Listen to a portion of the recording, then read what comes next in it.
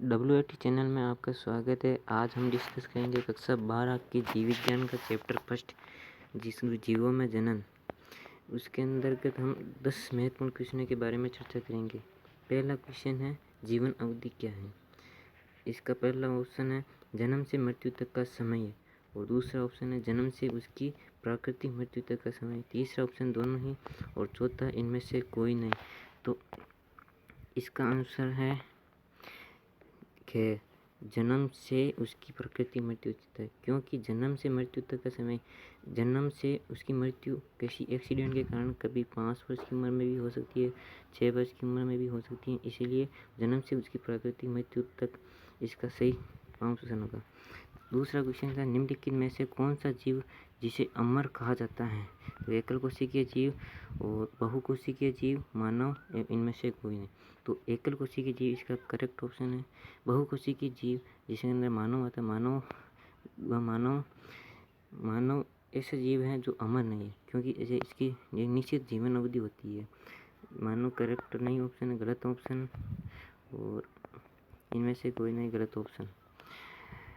अगला क्वेश्चन है, हाथी की जीवन अवधि होती है। तो इसका करेक्ट आंसर होगा 60 से 90 ईयर्स के।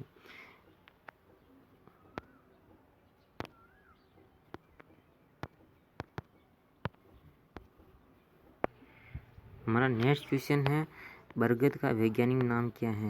तो इसके अंदर पहला ऑप्शन है फाइकस बेंजानिलिसिस, तो दूसरा ऑप्शन है मेजिफेरा इंडिका, तीसरा ऑप्शन है होमो सैपियंस, चौथा ऑप्शन है इनमें से कोई नहीं। तो हमारा आंसर होगा फाइकस बेंजानिलिसिस।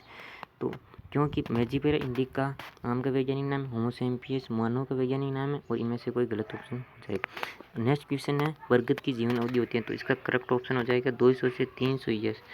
और नेक्स्ट क्वेश्चन है, बंगाल का आतंक किसे कहते हैं। जल लिली को नहीं कहते हैं, खे दोनों ही नहीं हैं, और इनमें से कोई नहीं। तो इसका आंसर है जलकुंभी, क्योंकि जलकुंभी जल में अत्यधिक वृद्धि करती है तथा अपनी एक जाल जैसे बना लेती है, इसलिए बंगाल का आतंक कहते हैं, जिससे जलीय जीव नष्ट हो जाते हैं।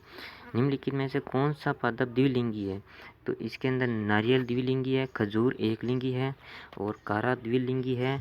वो तो इसका करेक्ट ऑप्शन हो जाएगा खे दोनों ही। भ्रूण का अध्ययन कहलाता है। तो एम्ब्रियोजेनेसिस, तो एम्ब्रियोजेनेसिस भ्रूण का अध्ययन नहीं कहलाता है। ये युग्मनज से भ्रूण के निर्माण के दौरान ऐसी घटनाएं होती हैं, इस घटना को एम्ब्रियोजेनेसिस कहते हैं। इनमें से कोई नहीं, गलत ऑप्शन, केक है गलत ऑप्शन। और तो इसका आंसर हो जाएगा एम्ब्रियोलॉजी, क्योंकि एम्ब्रियो भ्रूण को कहते हैं, और लॉजी फिजिक्स के पीछे आ जाता है, तो उसका अध्ययन कहलाता है। जैसे कि जीव विज्ञान, तो इसके जीव को बायो कहते हैं, और लॉजी उसके पीछे आ रहा है, तो इसे बायोलॉजी यानी कि जीव विज्ञान। नेक्स्ट क्वेश्चन है, निम्नलिखित में से अलैंगिक जनन है। तो इसके अंदर विखंडन द्वारा, जिसमें एक शरीर का छोटा सा भाग टूट जाता है, जिससे ये पूरे शरीर का निर्माण कर लेता है, इसे विखंडन विधि कहते हैं। मुकुलन द्वारा, यह कलिका विधि द्वारा होता है, यानी कि इस पौधे की कली टूट कर नीचे गिर जाने पर उससे पूरे पौधे का निर्माण हो जाता है। तो इसका करेक्ट ऑप्शन हो जाएगा खे दोनों, इनमें से कोई नहीं, गलत ऑप्शन। क्लोन क्या है।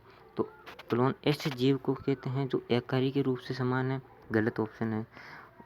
आनुवांशिक रूप से समान है, गलत ऑप्शन है। तो इसका करेक्ट आंसर है ये आकारिकी एवं आनुवांशिक रूप से समान। तो क्लोन ऐसे जीवों के लिए शब्द प्रयोग में लिया जाता है जो आकार के रूप में भी समान हो, लेकिन आनुवांशिक रूप से भी वही समान होना चाहिए। तो इसका करेक्ट ऑप्शन हो जाएगा ये।